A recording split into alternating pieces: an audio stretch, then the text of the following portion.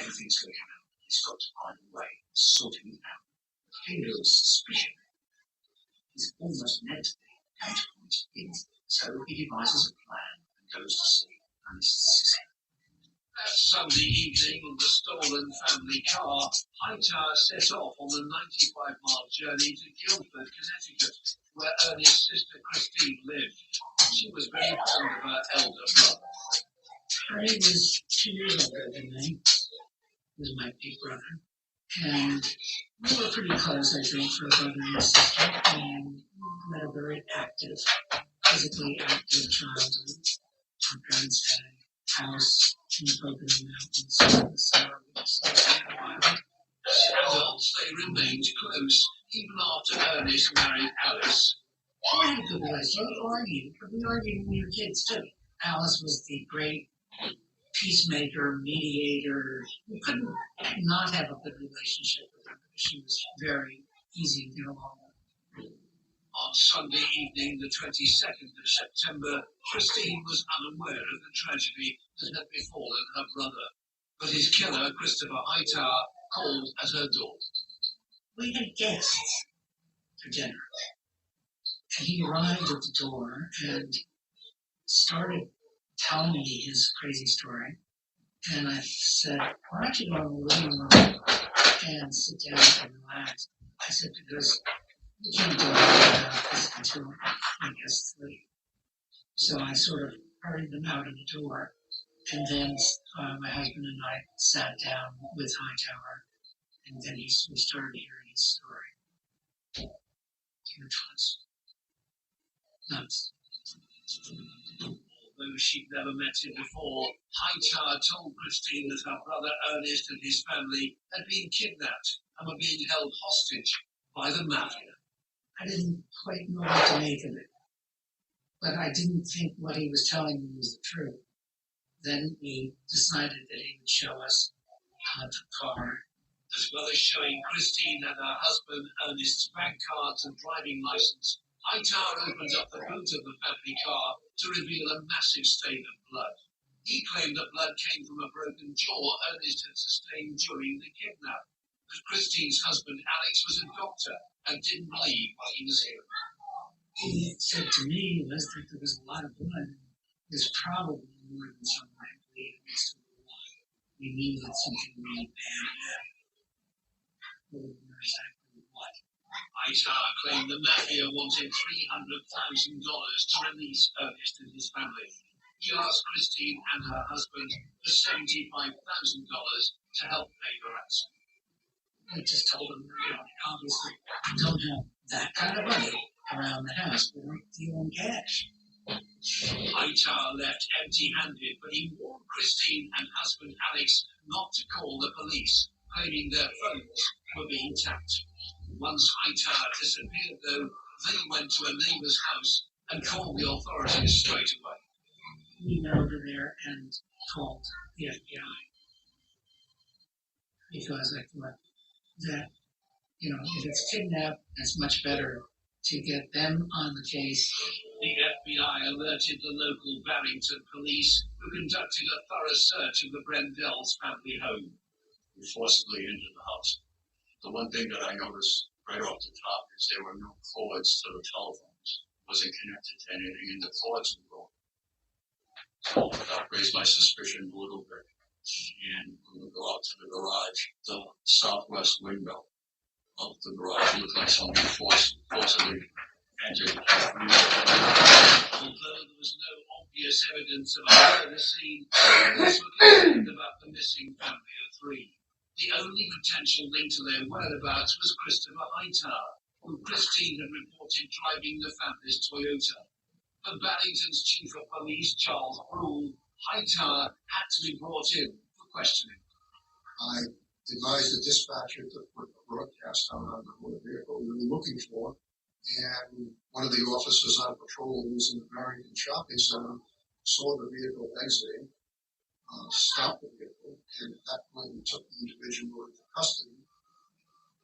Once in custody, Hightower feigned concern about the Brendells' whereabouts. He also told the police that they'd been kidnapped by the mafia. Meanwhile, the family's Toyota that he'd been driving was searched. Based on the search warrant, we found magic bag line, the blood splatters and stains inside the car, and in the trunk there was a crossbow, and also they found 3 teeth, which ended up being Ernie's, in the back of the car. It was obvious from the evidence that was inside the Toyota, which was accumulation of blood stains, more than the person would receive a beating, flotation beating. We thought the family was in trouble at that time, especially just observing the car without searching it. You could see the blood stains. So we thought they were in trouble. With this forensic evidence and no sightings of the Brendells alive in the last 3 days, the police believe they had a triple murder on their hands. At this point, under pressure, Hightower made his first mistake in his mafia kidnapping story. When the police commented on tire tracks found near Hightower's home, his pretense slipped. They're not buried there, he told them. Well, it's quite interesting because that's implying I do have some knowledge about this. And this is power play. He's basically saying to the police, I do know something about this, but I'm not going to give it up that easily. So he's trying to buy himself time. He's very much in control. As news of the Brendells' disappearance spread, concerned Barrington residents helped in any way they could. Within a week's time, they started organizing searches. They would have searches where community members could volunteer. They would come out and assist. As forensic investigators swept through the Brendells' home, they found microscopic evidence which linked to the crossbow found in Hightower's possession. Now it was a potential murder weapon. There was a little hole in the garage door that determined to be caused by an arrow, by a bolt, and forensically they ended up finding blood splatters in that area. With news that the police had uncovered a likely murder scene, Ernest's sister Christine was giving up all hope. As time went on, it just got worse. You know, the chances that they were alive and the chances that they were unharmed were less and less. And it was too much. As police dug into Hightower's background, they found a destitute man with a trail of fraud leading from his investment scam in Ohio. On October the 2nd, U.S. regulator, the National Futures Association, told investigators about a letter they purportedly received from Ernest Brendel, withdrawing a complaint against a broker, Christopher Hightower. Forensics experts examined it and revealed it was a forgery.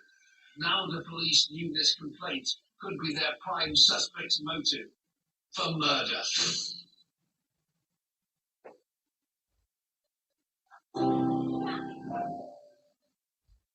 Step forward, step into the light. Max Factor introduces Dana-based Energy, our first 3-in-1 foundation created to combine primer, concealer, and foundation to effortlessly transform skin with a professional finish that lasts.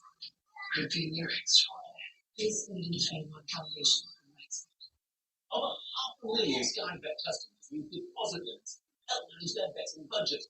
That's enough to fill 46 cops, 160 lots, 19 valleys, 23 big days, 20 behind days. That's a lot of sports fans from young players. All good bookmakers have deposit limits, so wherever you go, set an appropriate one and then joins. Deposit limits. That's get better. At LV, we know some things just work better when you put them together. Like you buy both your car and your home insurance with us. Because with our new discount, you'll save 10%. And we're a rich recommended provider for car and home insurance too. LV, it's our heart that sets us apart. Buy direct at lv.com. Yeah.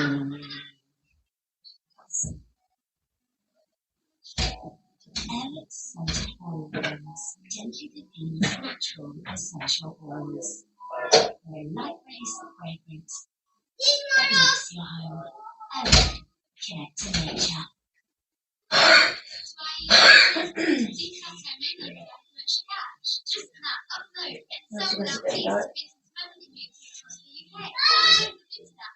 When heartburn or indigestion hit, take Gaviscon's double action dual layer tablet.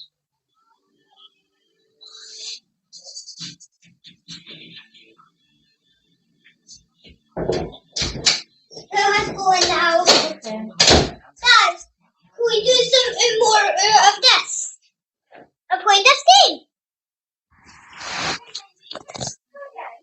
Should I play some more of this game? Are you playing that game? That's what swapping the school photographer for a cheaper option. Good swap. Swapping your back to school meals to Aldi. Everything from fresh fruit smoothies to British chicken breast fillets. Swap to Aldi and save 35% on this back to school shop.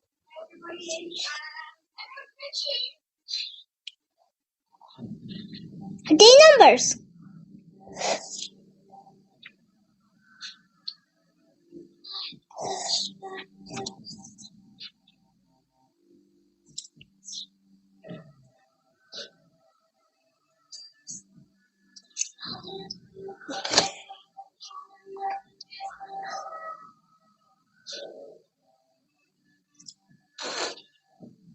Hero. A new fragrance from him. Food. What was his dad's in it? Gourmet Riverbait. Listen.